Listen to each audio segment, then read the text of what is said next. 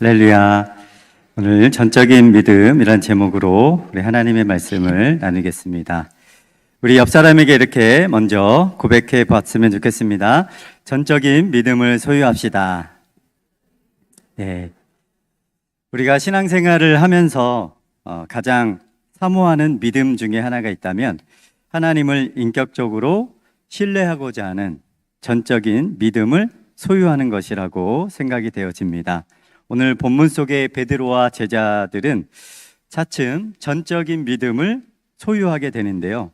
장차 12지파를 대표하게 되는 그런 12제자가 되고 초대교회를 세우고 오늘날 이 교회를 세워가는 그런 리더들이 되어지고 저희들이 이 자리에 있기까지는요, 정말 그 시발점이 되었던 예수님의 정말 측근의 제자들, 전적인 믿음을 소유했던 이 믿음의 사람들이 있기에 오늘도 우리가 존재하게 되는 줄로 믿습니다. 오늘 본문을 통해서 우리에게 이러한 믿음이 스며드는 시간 되기를 간절히 원합니다. 근데 질문 한 가지 드려보겠습니다. 그리스도인의 신앙생활에서 가장 중요한 것 한 가지를 꼽으라고 한다면 무엇이라고 이야기할 수 있을까요? 신앙생활에서 가장 중요한 것, 성도님들이 신앙생활하면서 가장 중요하게 생각하는 것 생각하시는 게 있습니까? 아마 제가 꼭 대답을 요구한 건 아니고요. 신앙생활을 오래 하신 분이라면, 어느 정도 하신 분이라면 이 질문에 나름대로 생각하는 영역이 있을 겁니다. 많은 분들이 예배 혹은 기도 혹은 봉사, 또 복음, 십자가, 제자훈련, 아마도 뭔가를 열심히 혹은 많이 또 오래 하면 신앙생활을 그것을 통해서 잘한다라고 이야기를 할 수 있을 것 같아요. 물론 이런 것들이 신앙생활에 있어서 굉장히 중요한 부분을 차지합니다. 근데 신앙생활에 있어서 가장 중요한 본질은요, 예수님을 알고 예수님을 닮아가는 것입니다. 전에 영성에 대한 수업을 제가 한번 들은 적이 있는데요. 영성이란 무엇일까? 그 교수님이 질문을 했습니다. 이렇게 목회자들이 온라인으로 이렇게 배움의 시간이 있었는데, 여러분 영성이란 무엇일까요? 저 사람 영성이 있다. 저 사람 대단하네. 저 사람 신앙적으로 본받을 점이 있네. 왜냐하면 보통 영성이 대단하네. 그 영성이라는 게 무엇일까요? 다들 나름대로 목사님들이 영성에 대한 정의를 한 가지씩 이렇게 내렸습니다. 그런데 이야기를 할수록 영성에 대한 정의가 조금씩 이렇게 수정되기 시작했습니다. 그래서 영성이란 그때의 정의를 그냥 간단하게 요약한다면 이렇게 정의가 내려졌습니다. 영성이란 뭐냐면 예수님을 닮아 있는 사람이다라고 이렇게 정의를 내리게 됐습니다. 그리고 그분의 삶을 쫓아가는 사람, 그리고 그 몸부림 속에서 드러나는 신앙의 행동들이 영성이다라고 이렇게 이야기할 수 있다라는 것이죠. 사실 신앙생활에서 가장 중요한 것이 무엇일까요? 라는 질문에 예수님을 알고 예수님을 닮아가는 것입니다 라고 언뜻 우리가 본질을 이야기하기보다는 사실 그 본질을 드러내려고 하는 여러 통로들을 이야기할 때가 사실은 많이 있습니다. 근데 본질을 먼저 알고 본질을 이야기할 줄 아는 것은요, 매우 중요합니다. 사실 본질이 먼저 튀어나오지 않는다는 것은 그만큼 우리의 신앙생활이 이렇게 뒤바뀌어져 있다는 것을 증거하는 것이죠. 그래서 신앙생활은 예수님을 알고 예수님을 닮아가는 것인데, 우리가 예수님을 닮아가려고 하지 않은 채 어떤 다른 형식과 율법들을 지키려고 하는 것은요, 순서가 뒤바뀐 것입니다. 근데 많은 사람들이 교회에 나오면서 예수님을 알고 정말 예수님을 닮아가려고 나오기보다는 자신이 원하는 무언가를 얻으려고, 또 기존 성도들은 자신이 생각하는 어떤 기준을 관철시키기 위해서 교회를 찾을 때가 많이 있다라는 것이죠. 근데 성경 안에서도 많은 사람들이 예수님을 알려고 나오기보다는요, 자기 자신의 어떤 목적을 위해서 이루기 위해서 나오는 경우가 많이 있습니다. 대표적으로 요한복음 6장에 보면 오병이어 기적을 통해서 하나님께서, 예수님께서 우리에게 너무나 잘 보여주고 계십니다. 예수님을 찾는 무리들이 그랬습니다. 이 오병이의 기적은 정말 놀라운 기적이었는데요. 보통 2만 명에서 3만 명을 추정합니다. 전에 제가 교회에 있을 때 성경대로 예배 인원을 좀 세알려 봤습니다. 실제 예배 인원은 한 25명이었는데 실제 성경대로 예배 인원을 따지면 장정만 따지니까 한 2명이었습니다. 저하고 어떤 남자 선생님.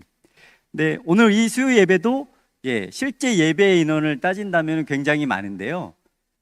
근데 성경대로 예배 인원을 따지면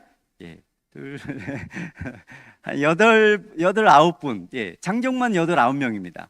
근데 실제 인원은 한 30명 이렇게 되는데 몇 배가 되는 것이죠. 장정만 5,000명이면 아이와 여자, 노인 등 정말 최소 인원이 2만 명, 3만 명 되는 것이죠. 그런데 예수님이 그 많은 숫자를 먹이셨어요.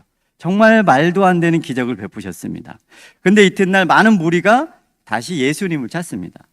디베랴 바닷가에도 없고 들판에도 없고 제자들도 없고 열심히 찾아서 가버나움이라는 곳에서 겨우 예수님을 만나고 나서 이렇게 얘기를 하는 거예요. 라비여, 언제 여기 오셨습니까? 이 말은 아이고 선생님, 우리가 한참을 찾았는데 왜 여기 계십니까? 우리가 좀 찾을 때 빨리 옆에 있어가지고 다시 떡도 나눠주시고 음료수도 나눠주시고 여기저기 기적도 베풀어 주시고 그러시지 언제 여기 오셨어요? 오늘도 배고파 죽겠는데 뭐 먹을 게 없습니까? 얻을 게 없습니까? 이렇게 자기 자신들의 필요를 채우기 위해서 예수님들을 막 찾고 있었어요. 그렇게 결국에는 나중에 예수님을 자기들 뜻대로 왕을 삼으려고 했습니다. 그런 그들의 마음을 간파하시고 예수님이 이렇게 말씀하시는 거예요. 내가 진실로 진실로 너희에게 이르노니 너희가 나를 찾는 것은 표적을 본 까닭이 아니요 떡을 먹고 배부른 까닭이로다. 그들이 예수님을 찾아야 하는 이유가 뭐냐면 표적 때문이어야 합니다. 저분이 예수님이 저분이 하나님의 아들이구나. 저분이 메시아이구나. 저분은 뭔가 다르구나. 저분은 보통 분이 아니구나.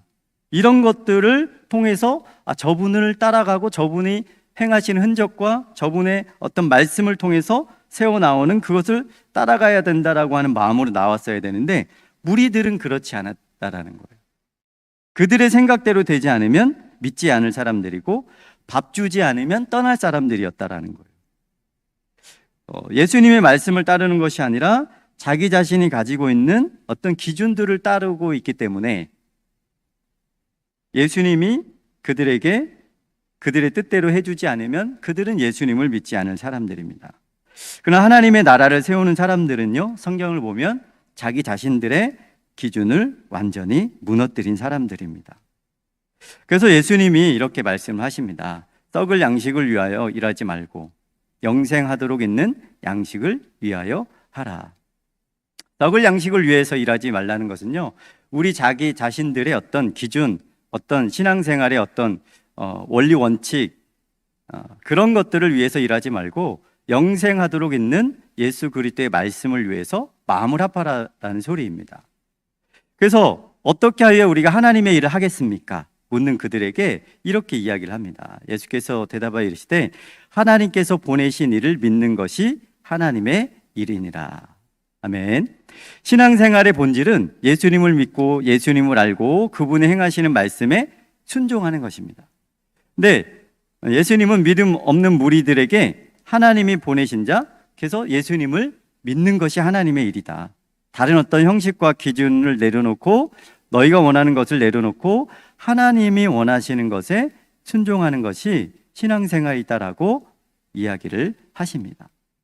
그러면서 이 요한복음 이 말씀을 보면은요, 조금 어려운 말씀을 하십니다. 그때는 그들이 실제로 이해가 안 됐을 수도 있어요. 왜냐하면 내가 곧 생명의 떡이며 내 살은 참된 양식이고 내 피는 참된 음료로다. 내 살과 피를 먹어라. 나중에 예수 그리스도의 그 몸을 내어주시는 그것을 우리에게 몸을 내어주시는 이 십자가 사건을 이야기하는 건데 제자들은 이것을 이해하지 못하고 내 살을 먹고 내 피를 마시라고 하니까 여러 사람들이 이때부터 떠나가기 시작합니다.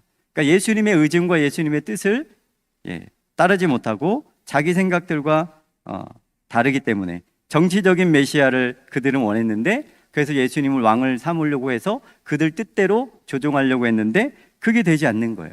예수님은 자꾸만 병자를 고쳐주시고 가난한 자를 찾아가고 말씀의 권위는 있는 것 같지만 본인들 뜻대로 되지 않으니까 이때부터 예수님을 떠나기 시작합니다. 그래서 예수님도 제자들에게, 12제자들에게 이렇게 이야기를 하시죠. 예수께서 12제자에게 이르시되 너희도 가려느냐.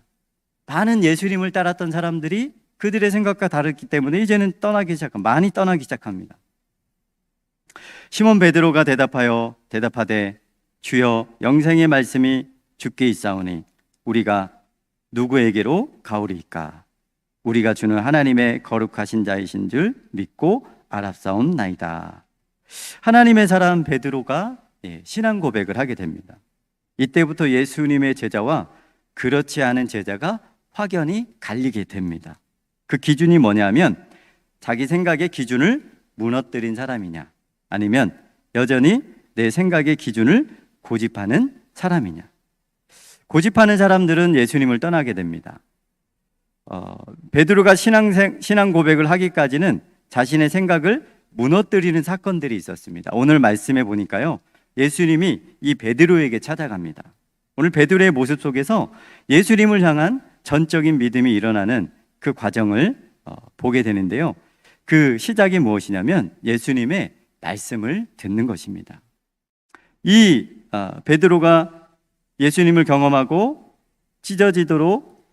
그물이 찢어지도록 고기를 많이 낚게 되고 믿음의 고백을 하기까지는요 3절 말씀이 있었습니다. 우리 3절 말씀 함께 읽어보겠습니다. 본문의 3절 함께 읽겠습니다. 시작.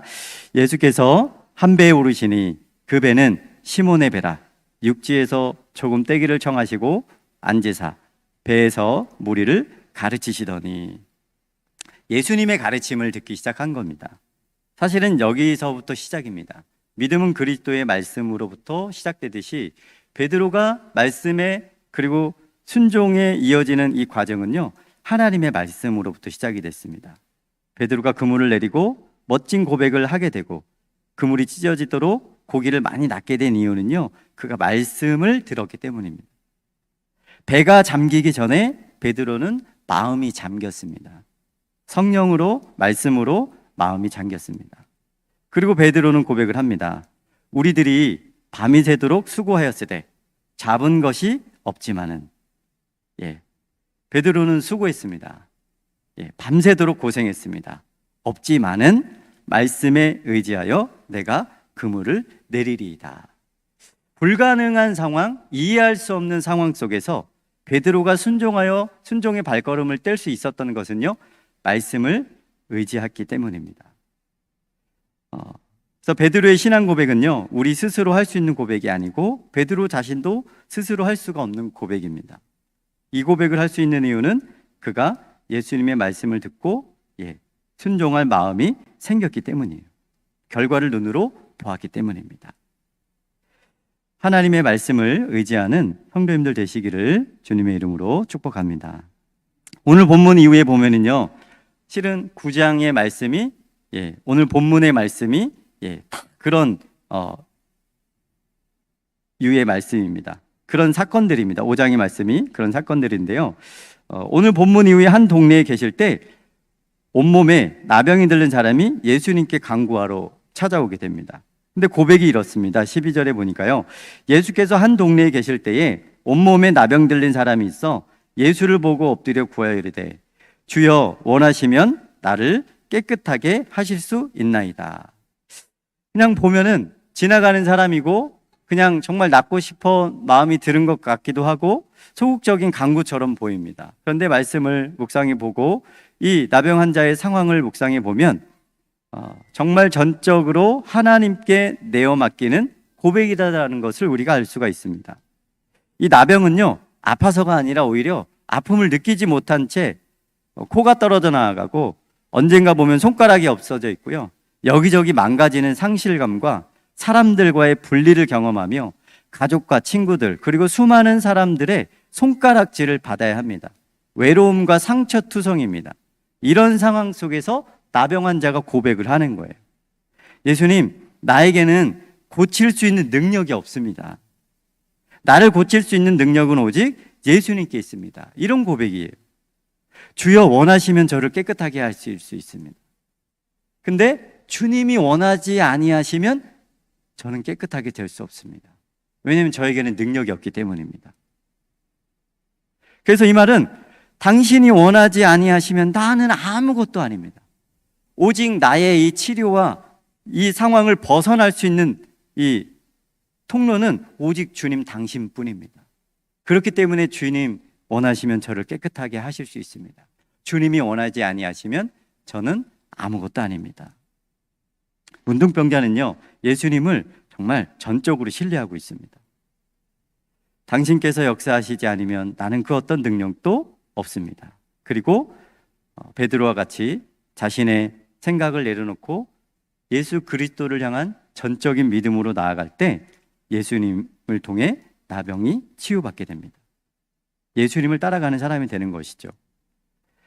이 밑에 나오는 중풍병자의 이야기도 마찬가지의 모습을 우리에게 보여주고 있습니다. 예수님을 따라가는 사람들은요, 다 어떤 자기 자신의 기준과 생각을 내려놓고 오직 주님만 바라보았던 사람들입니다.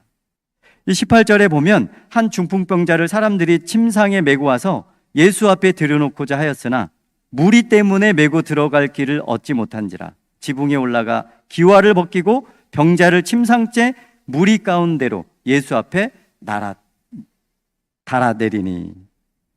중풍병자의 친구들이 예수님의 소문을 듣고 자기 친구를 좀 고치고 싶어서 왔는데 무리 때문에 들어갈 수가 없습니다.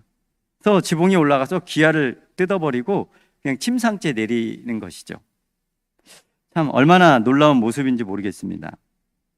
사실 이 행동에 많은 오해의 소지가 있습니다.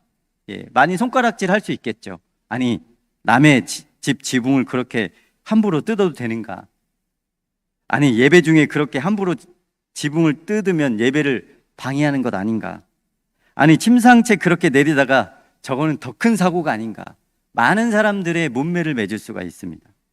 여러 가지 오해와 또 손가락질을 받을 수가 있습니다. 그런데 중풍병자 친구들에게 보이는 것은요, 오직 하나입니다. 그냥 예수님이라면 이 불가능을 바꿀 수 있다라고 하는 전적인 믿음이 그들에게 있었다라는 것이죠. 그래서 예수님은 20절에 이렇게 이야기를 합니다. 예수께서 그들의 믿음을 보시고 이르시되 이 사람아 내 죄 사함을 받았느니라 하시니. 예수님이 보시는 그들의 모습은 믿음을 보셨습니다. 그들의 행동을요, 믿음이라고 이야기를 하십니다.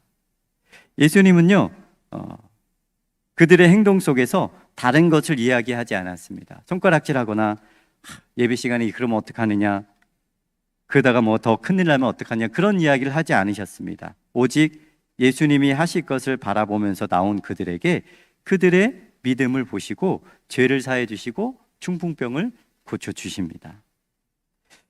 왜냐하면 예수님만 바라보았기 때문입니다. 인간의 여러 가지 계획과 확률과 어떤 가타부타 손가락질을 뚫고 오직 예수님만 바라보아며 나온 그들에게 예수님께서 기적을 베풀어 주시는 줄로 믿습니다.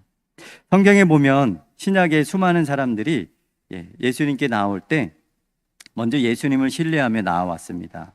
우리가 하나님 앞에 우리의 이성을 내려놓고 말씀만 의지하며 온전히 죽어질 때 하나님의 기적이 우리를 통해서 드러날 줄로 믿습니다. 이 전적인 믿음이 우리 작전동 교회 모든 성도님들에게 부어질 수 있기를 간절히 원합니다.